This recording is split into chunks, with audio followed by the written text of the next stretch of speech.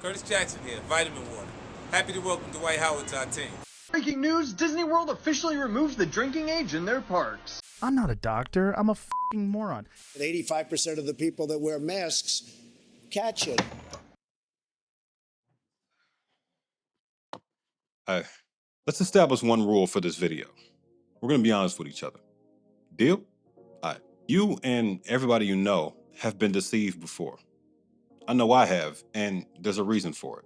It's important to accept that a large percentage of the reason we make decisions on information is emotional. Incompetent corporate sellouts are elected or almost elected on emotion. Former presidents have their war crimes overlooked due to emotion. Horrible investments are made on emotion.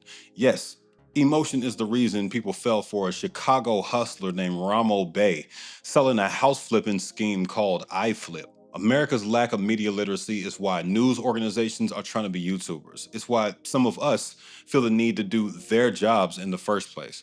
And it's why we just swore in the most intentionally ignorant president I've ever heard speak out loud for the second time.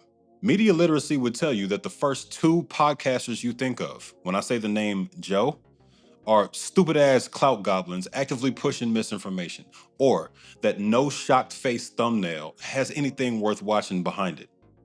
Ever. Let's dive into the tactics people use to tell you lies. Some of the craziest lies I've seen on the internet. And a third thing, because this is the part of the intro where I get you excited enough to watch the rest of the video. Roll it.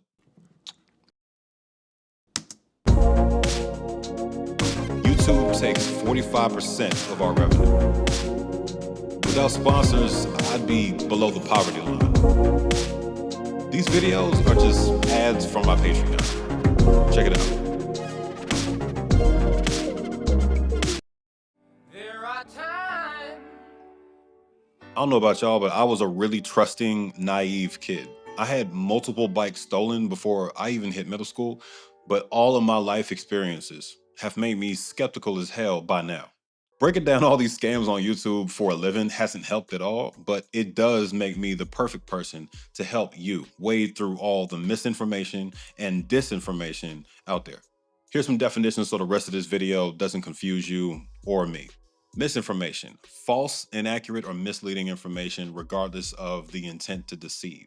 Disinformation is the deliberate creation, distribution, and/or amplification of misinformation. Follow me so far. Malinformation: we usually don't use this term, but it takes truthful or factual information and weaponizes it for persuasion. Now, propaganda is something y'all have heard a lot about in your life, and that's when you take information and use it to achieve a political goal or outcome. That emotion thing I mentioned earlier is why media literacy is not going to save you, but we might as well break it down while we're here. Media literacy is the ability to access, analyze, evaluate, and create media. I'm not teaching y'all how to make YouTube videos unless you got a spare 5 years or so lying around, so let's focus on the other parts. Why is it so important? To answer that, here's another definition. Organize efforts to develop and practice the knowledge and skills of media communication necessary to participate and claim power in societies where media play increasingly important roles. Media is a plural word, by the way, so that made the last sentence make sense, hopefully. That claiming power part is crucial. This isn't just an academic discussion. If you walk around believing the earth is flat or that course sellers have the answers to all your problems, you will never be great. I can guarantee that. In a study from Temple University Press in 2016, it's mentioned that many people experience a mix of media phobia and media euphoria. We hate the overdependence we developed and how it makes us feel trapped. But simultaneously, we crave the dopamine hits from the social connections and the information we can pull from it. All the types of media manipulation. Let's run down them. The internet is not your friend, to be honest. There's too many tactics to count.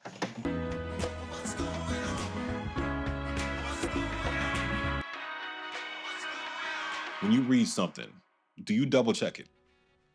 Nearly 40% of young people in the US believe they don't need to double check the news content they encounter. 17% of adults aged 65 and above fail to spot a fake news story. And 24% of teenagers think it's okay to share a fake news story online if it's entertaining or funny. This is relevant to my job at the AJC. 82% of high school students couldn't distinguish between native ads and real news on a website. Native ads are like when you're reading an article and you're scrolling down, and then you see an ad, but it's designed to make it look like it's part of the article, like it's part of the news. Now, people who read articles online a lot or are exposed to this kind of thing often, like, it'd be easier for us to pick that out and figure out what's going on. But for some people who haven't seen that before, or younger people apparently, it's tough. They can't tell the difference. They can't tell they're being advertised to. Susceptibility factors. So what factors make us more prone to being manipulated? Cognitive overload. We focus or try to understand the thing rather than checking the accuracy because there's just so much going on. Source credibility. If we think the source is credible, like an older relative or somebody we look up to, we accept that misinformation without double checking it first. Emotional appeals. This is one of the biggest ones, especially in the election and situations like that. If we feel fear or anger, and especially if we see false portrayals of groups of people we don't like or don't understand, it can sway us in one direction or the other.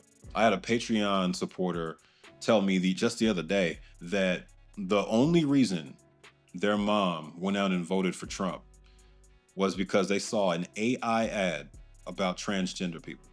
This AI ad was manipulated to show transgender people doing things that no actual person was doing, like invading bathrooms, for example.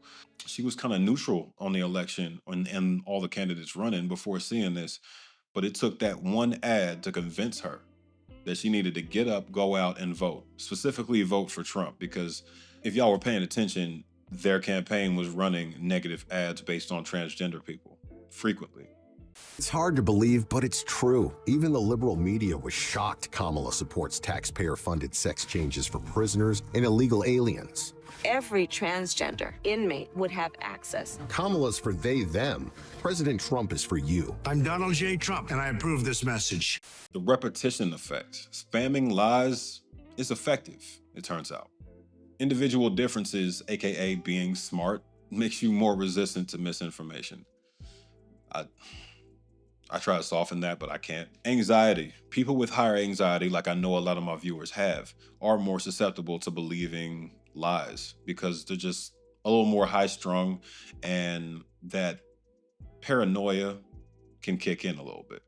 Older people are better at identifying misinformation since they've been alive longer, but they're also the main ones in the comment section of an AI R. Kelly music video talking about that man can sing. All right, let's talk about YouTube. A 4-part research project by a London-based nonprofit looked at recommendations served to accounts in 4 categories.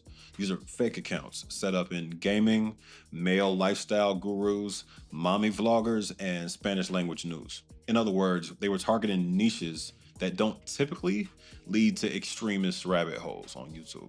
I'd argue they missed the mark with the male lifestyle gurus, to be honest.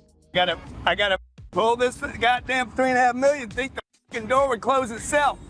I don't think I have that much crossover with Jordan Peterson and Joe Rogan viewers, but accounts in the study that watched their videos got pushed towards Fox News content, despite never watching Fox.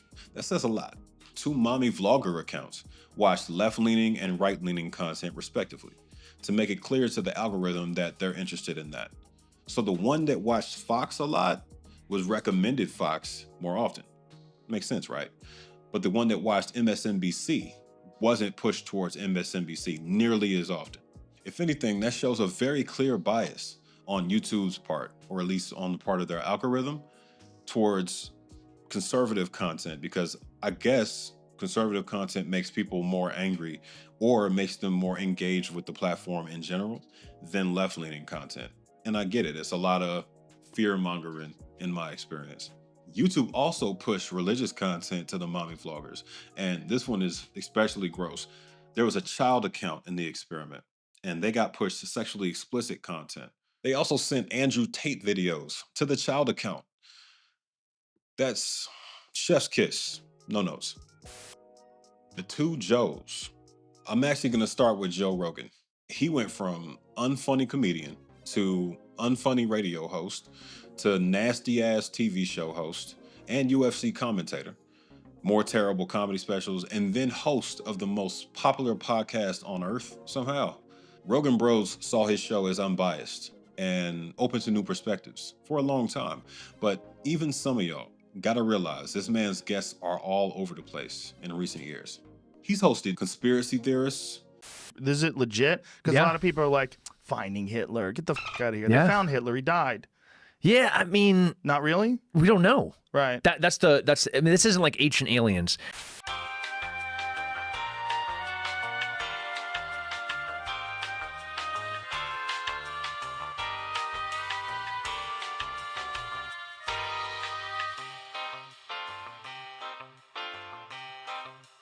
Terrible right-wing manosphere influencers.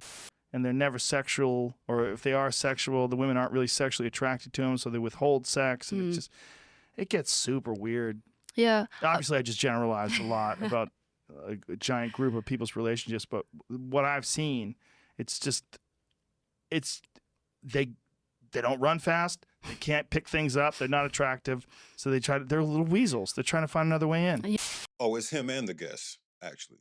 Oh, and by the way, I've been a male feminist for quite a few years now. It just means the belief in full social, economic, and political equality for women. So if you don't believe in that, you're the problem. And pseudoscience anti-vax dudes.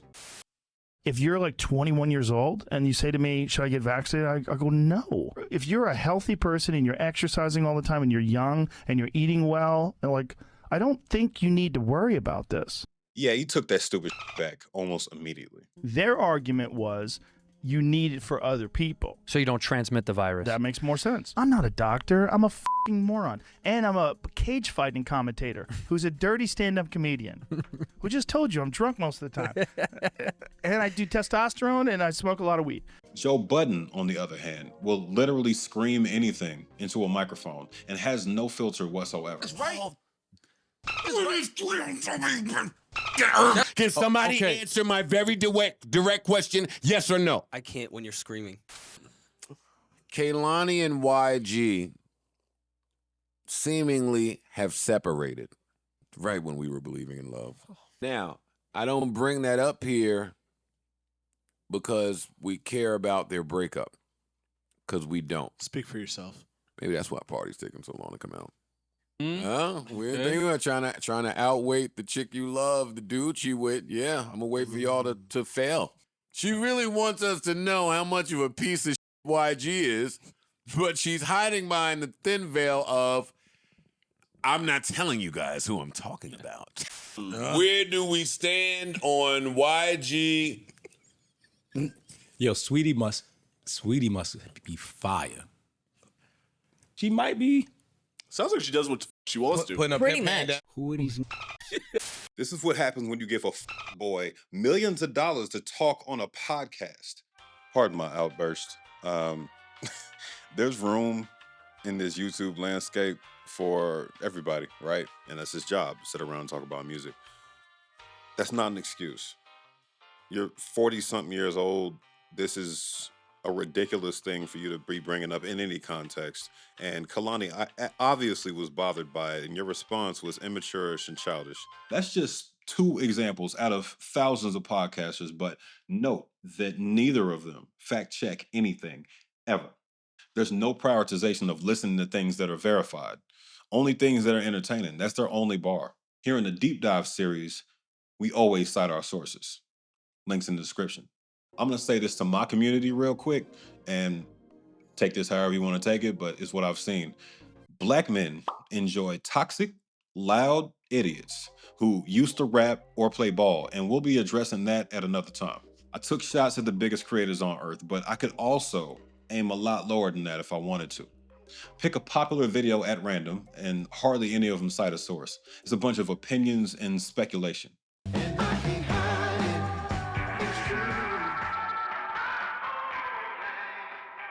Let's go through some of the more wild lies I've seen on the internet. Disney's lowering the drinking age to 18. This was never true. It came from a Disney satire account and went crazy on TikTok, getting millions of views. Breaking news, Disney World officially removes the drinking age in their parks. This means that anyone, regardless of age, can legally drink at Disney World. This comes after a year-long battle with the state of Florida to get a resort exemption. Then, it was aired out as fiction on an ABC 10 news segment. See, the problem is, they could have gone to the TikTok account itself. Scrolling for 2 seconds would have told them that this is bullshit.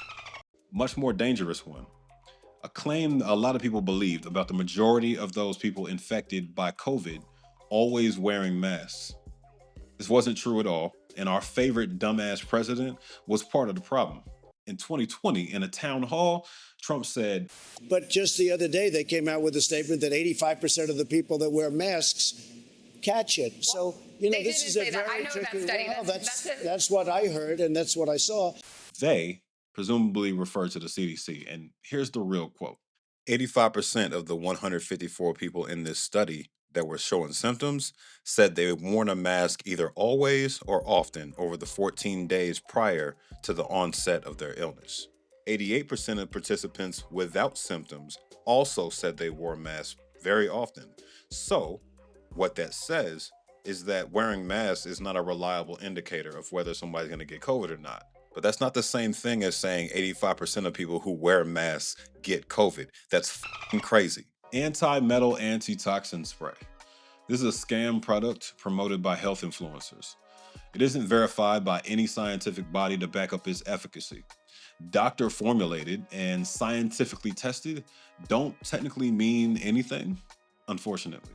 By the way, this applies to all the bull MLM products too. The peptides and nitrous oxide and the supplements and the drinks and the Kool-Aid, like whatever they happen to sell, it's all bullshit. None of it's verified, and they just trust vibes, I guess, to get y'all to purchase that shit, and it works. When I say y'all, I'm talking about members of MLM specifically, right there. Unverified health claims are all over the Clock app and Instagram. I saw someone recommending that people drink laundry detergent cut with water for arthritis symptoms. That's fatal.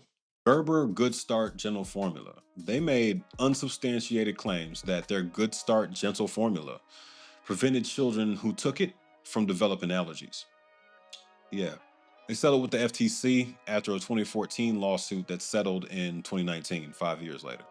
5 Hour Energy. Originally, they said their energy shots were more effective than coffee and that their doctor recommended. They paid $4.3 million in fees, and that ruling was upheld in 2019. Vitamin Water. Man, I waste 2 hours of my life, man. 2 hours, man, listening to Obama, man. Now, how you gonna make a stimulus package and not mention Pippin, man? Curtis Jackson here, Vitamin Water. Happy to welcome Dwight Howard to our team. Coca-Cola's 50 Cent sponsored sugar water claimed it could promote healthy joints, reduce the risk of eye disease, and that it had other health benefits. Pomegranate juice. This one's wild. They claim their fruit juice helped reduce the risk of medical issues like heart disease, prostate cancer, and erectile dysfunction. The claims were ruled deceptive. Thank God. L'Oreal's Lancome Genifique can't make you young by boosting genetic activity. Honestly, anytime you hear something about genetics from a major company that sells consumer products in Macy's, you gotta ignore that, please, for the love of God. Women, y'all fall for makeup telling you anything in the world. It can't make you young. It can't even make you look young. Just stop. Activia is a goddamn liar, and they made Jamie Lee Curtis a liar, which is not cool. Activia doesn't regulate digestion or boost your immune system. Skechers Shape-Ups are ridiculous on the face. Like, that's a ridiculous concept to start with. This one's a trip. Capital Home Advocacy Center. It's a business offering mortgage relief, and they lied about their rating with the Better Business Bureau. Like, we can't check that shit. They got an F rating. Last and absolutely least, Cheerios. Cheerios don't help with cholesterol. They somehow got away with saying it helps still, but they used to say that it can. Getting ready for my test. A test? What subject? Cholesterol. Are you nervous? Well, last time I didn't do so great. You? Yeah, but I'm getting extra help. Cheerios is the only leading cold cereal proven to lower cholesterol. They got in trouble with the FTC for that, so they had to roll it back. Cheerios are sugary bread. I mean, come on, son.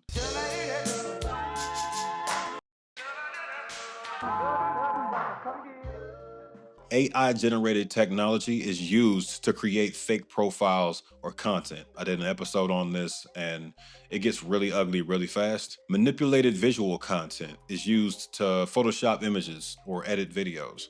That's the era we just left before AI came along and made everything much worse. Search engine manipulation uses some of the tools from digital advertising, which I used to work in, like keyword placement, to replace search results or manipulate them. Fake websites are used to create the substance to influence manipulations by creating fake news sites or content farms. Trolling, I'm gonna put the definition on screen, but this one I have a lot of experience with. As a YouTuber, I get trolls all the time on several platforms. It's become part of my life, and essentially it's when somebody's intentionally trying to obscure facts or waste somebody's time or make jokes at other people's expense or just be seen. I think more than anything, trolls are usually just trying to get noticed. And when you ignore them, they tend to go away. Computational propaganda is using bots and other forms of automated technologies to amplify the propaganda and other harmful content. Fake or sock puppet accounts. These are accounts run by real people that generate fake engagement. This is basically what Drake is suing UMG about, kind of proposing that Kendrick's team or the label was doing that kind of thing. Hack and leak operations involve hacking into private or sensitive information sources and strategically leaking information. Think anonymous. Account takeovers. This is hacking into the accounts of real people to impersonate them and spread lies. I've had this done to me back when I was on Facebook. My Facebook page as a musician got hacked by this Indian woman, or at least that was the public presenting face of it, that was sharing porn on my page. I lost like half my followers. It was, at the time, it was a catastrophe. Advertising and micro-targeting uses online advertising platforms to collect data about the users and then target them with persuasive messaging. Censorship, this is just blocking, redirecting, or throttling access to certain kinds of information. So when I have a video suppressed by YouTube for talking about something they don't like, that's censorship. But in most cases, it would apply to like governments that are suppressing information on a widespread scale. Now, I'm not diving into the entire history of media literacy here, but it's relevant to point to the last century when film and radio became a big thing for the first time. It didn't take us long as a society to find ways to turn that mass communication into a tool to oversimplify complex stories and exaggerate headlines for quick profit. We did it then, and it's much worse today. This creates a scenario where black and white conclusions make us comfortable, like a grandma hug. Explaining the gray in between the lines, like we try to do here, can make things harder to understand and put in a convenient box. I'll never get the traffic other scam content creators get with the all caps headlines and the exaggerated thumbnails, and that's okay. I recently told y'all Myron Golden is using Jesus to push digital courses for $27,000 a pop. And some of y'all were like, bruh, he's not breaking no laws though. We hate ambiguity and we hate uncertainty. It makes our brains unhappy. You need that discomfort though. Otherwise, you're just out here swallowing lies.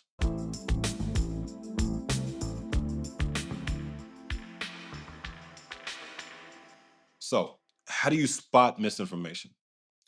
Digital literacy experts came up with the SIFT strategy. Stop and reflect, investigate the source, which is checking the outlet, verifying their expertise, political leanings, business, what they sell, who funds them, etc. Find better coverage and or fact check and trace the claim to its original context. This one's crucial because it helps you determine whether it's completely trash or you're taking it out of context, so it's only partially trash. I can speak from personal experience. There's times where I read something and then I got mad or frustrated about it or emotional, right? It created an emotional reaction, which was their goal. And so you can take that and then you can tell other people, you can react to it publicly or privately in a conversation or argument. But there's times where you're overreacting or you got it wrong because you just didn't read deeper and get the full context of whatever the thing was. And that can make you look ridiculous sometimes. I can definitely attest to that. There was times where I created content that was more reactionary and didn't dig deep enough into the research to reveal the full picture. And my audience is sharp, so some of y'all have called me on that at times, and I appreciate it. Now, we got to talk about information overload. Nowadays, we get more info than we can handle, and we can't differentiate the accurate info from the inaccurate. At least some of us can't. This 2017 study from Nature.com originally concluded that low quality information is just as likely to go viral as high quality information. But they published a retraction in 2019 saying they made some errors in their experiment. Long story short, high quality information did still hold an edge over low quality, back then at least. The study also claimed that there's a weak correlation between quality of information and virality, which is still true and still a problem. The term infodemic refers to the spread of accurate and inaccurate info, which creates a challenge in identifying credible sources. I think it's fair to say we're in an infodemic environment right now. There's a lot of fake info out there. Social media literacy is a sliding scale, and some of us are more proficient and some of us are less proficient. People with a lower SML pay more attention to headlines and their emotions. And I'm actually not here to judge them. That's what headlines exist for. That's why they write them. Same as YouTube video titles. If y'all knew how long I spend trying to think about what to call these videos, people with a higher SML take a critical stance towards the barrage of media messages we get. And most people aren't quite there. A couple stats that back this up. 71% of younger and middle-aged people seek info from social media instead of traditional news sources. Virtually nobody watching this has read a physical newspaper in months. To put it lightly, don't lie. Here's a chart from the Pew Research Center supporting that, but of course we all know that shift has been to digital news for the most part. Unfortunately, digital news is taking a hit across the board. I worked for the Atlanta Journal-Constitution in programmatic ad sales for a few years, and I remember the scramble to make up revenue by selling ad space and creating custom events like top workplaces to squeeze more money out of ad clients and get new ones.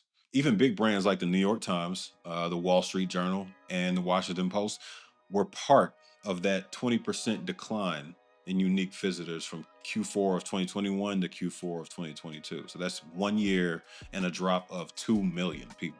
Local TV news is dealing with the same thing. ABC, CBS, NBC, Fox, they're seeing declines in morning, evening, and late night slots. Terrestrial radio too, like all the pillars of our parents' generation, what they grew up watching, are washed up and crashing out. Quick question. Did you have media literacy training in high school? I definitely didn't. I took AP courses for subjects like world history, English, and more, but never had the opportunity to specifically study how to not be manipulated by media. 42% of respondents learned to analyze science news. By the way, there was 541 respondents, slight male majority, and the average age was 41.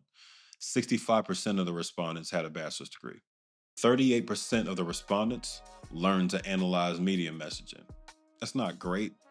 62% had no opportunity to reflect on how media affects their beliefs. That's the other side of that coin. 84% of them supported requiring media literacy in high schools, but we all know that's not happening. I'm gonna rattle off a bunch of stats. Hopefully some of these register with y'all, and it mostly has to do with young people. 59% of Americans get their news from social media. 42% of Americans feel news media is doing very or somewhat well in supporting democracy. 72% of young adults say they often come across fake news online. I can relate to that. 54% of teenagers consume news from YouTube. 63% of college students can't tell fake news from real news. That's problematic. 36% of high school students get their news from Twitter, at least got their news from Twitter. There's a mass exodus right now, so not as many people are on that site, which is a good thing. Little detour to the eastern side of the planet, over 1 billion pieces of fake news were shared via WhatsApp during the 2019 elections in India.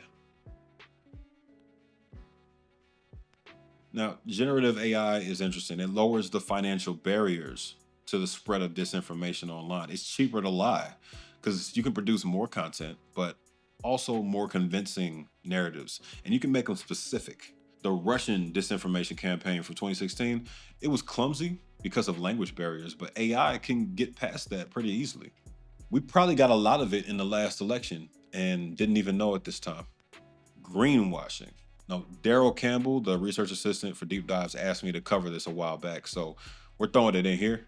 In case you haven't heard of this before, it's when companies mislead consumers about the environmental benefits of their products.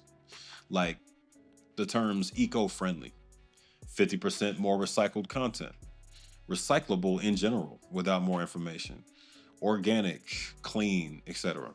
The goal, of course, is to get your money, but sometimes the clean brands are owned by the same brands you might be boycotting or trying not to buy from, so you kind of can't win. Ways to spot it. Look for clear evidence supporting their claims. Read the ingredients list and Google things you don't understand. And please stop believing vague terms. Let's talk about how social media hates women in general. Everybody's all happy that TikTok's back for a little while at least, even though it's absolutely the worst. Researchers established accounts on TikTok trying to monitor this, and they got a 4-fold increase in misogynistic content suggested by TikTok over a 5-day period. The accounts they used for the experiment were built on archetypes of teenage boys searching for content around masculinity or loneliness, right? And then it led these fake boys directly into the worst ever. I know y'all were curious about this, so let's go platform by platform and talk about what's wrong with all the social media. On Twitter, there's a high misinformation amplification factor because you can retweet, so it goes out to thousands of people pretty fast. On TikTok, they got machine learning models that predicts engagement, so that further fuels the spread of misinformation. Lies spread really, really fast there. On Meta/Facebook, it has the highest number of misinformation instances, and its sharing process requires more steps. So that does result in lower amplification rates, at least compared to Twitter and TikTok. Most of the fake info I get is from Facebook, but then again, that's also coming from older people, so it makes sense. If you still use Facebook, let me know in the comments. I'm actually interested to know. Instagram, it has the lowest amplification rate for misinformation, which is good to hear, but it's owned by Meta, so like, that doesn't matter. YouTube data, interesting enough, was insufficient in this study. I'm on YouTube chronically because it's my job, but also I was doing that before it was my job. And YouTube is definitely one of the biggest culprits, in my opinion. We've all seen this, but misinformation typically spikes during critical events like the election, the California wildfires, or when everybody gaslighted y'all into thinking that Elon Musk didn't throw up a Nazi salute. This is important to note since I'm experimenting with new platforms right now.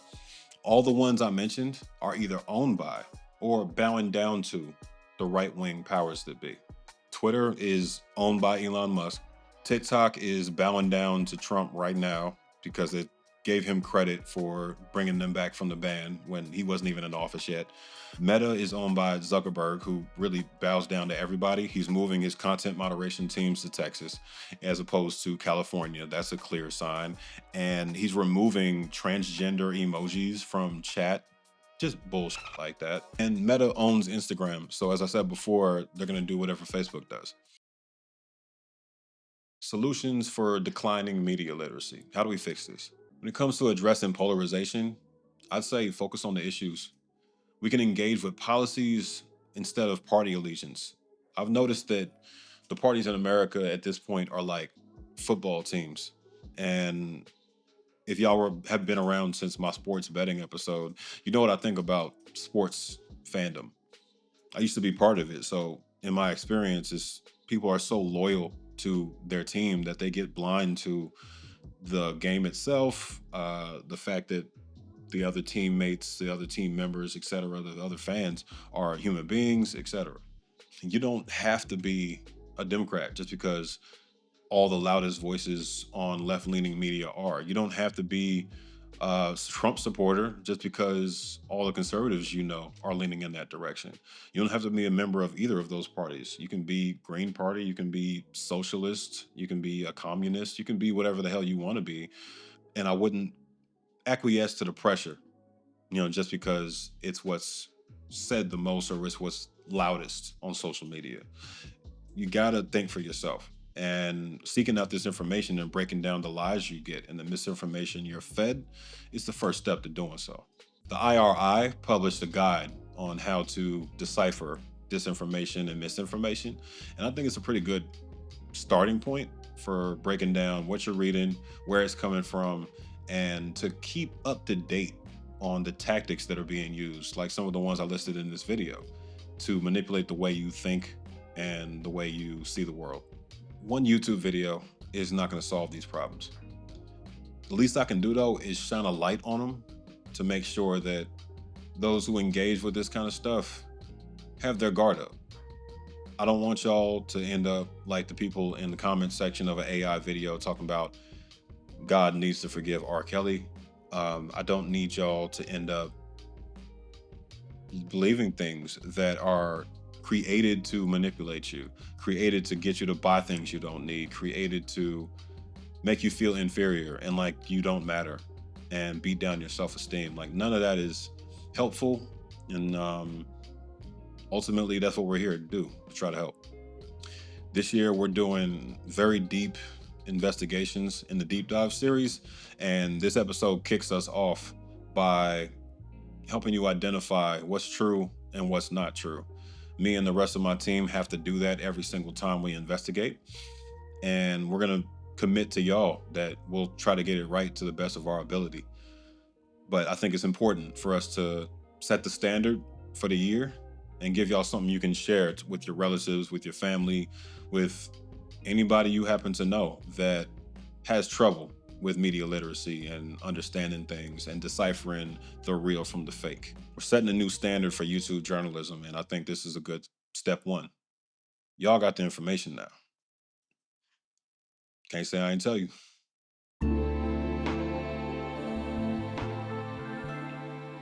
If y'all enjoyed this, you're definitely going to enjoy our Patreon. We post everything for free on there right now, and the reason we're doing that is to make it as accessible as possible. The content we're posting competes with the content we're posting here. Check it out if you got some time. We're also showing you the process of how to make these. This is the second time I filmed this one. I hated the first time. It was at night. The lighting was weird. And I just did it again because I'm not really willing to sacrifice my quality. This list of names right here is people who joined the squad on either YouTube or on Patreon. And so that's what gets your name in the comments. Is a thank you, a formal thank you from me and the team for helping propel us into the new year. And subscribe, share, all that good stuff. I appreciate you being here, and welcome to year 2.